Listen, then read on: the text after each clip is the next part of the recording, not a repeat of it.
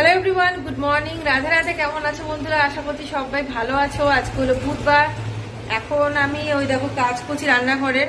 রান্নাঘরটা মোছা বাকি আছে, দেখো স্ট্যান্ডে রেখে দিয়েছি। সব ঘর মোছা কমপ্লিট, এখন শুধু রান্নাঘরটাই বাকি। আর আজকে সকালে ব্রেকফাস্টে খাওয়া হয়েছিল লুচি লুচি আর হচ্ছে আলু দিয়ে মটরশুঁটি দিয়ে তরকারি। খুব ভালো হয়েছে আজকে ব্রেকফাস্টটা বেশ। আর এখন আমি দেখো বাসন মাজবো, বেশি একটা বাসন নেই, ব্রেকফাস্টে বাসন এইগুলো মাজবো।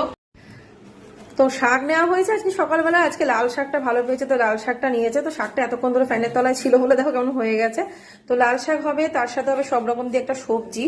এই সজনে ডাঁটা, স্কোয়াশ, তারপরে কুমড়ো, আলু, বেগুন। বেগুন আরো নেবো ফ্রিজ থেকে, মানে এটা বার করেছি। আপাতত অল্প করে সবজিটা করবো, বেশি একটা করবো না, লাগলে আর একটু বেগুন নিয়ে নেবো।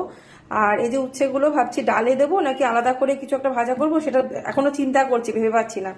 আর এই যে পনিরটুকু, এটা ওদের মিষ্টি আর গোপালের দুজনে, মানে ওদের দুজনের জন্য একটু ভাজা করে দেবো।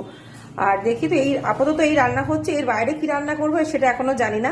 আপাতত ডাল হবে, একটা মিক্স ভেজ হবে, আর এই শাকটা রান্না হবে। আর একটু টমেটো চাটনি করবো, যে টমেটোটা সকালবেলায় নেওয়া হয়েছে।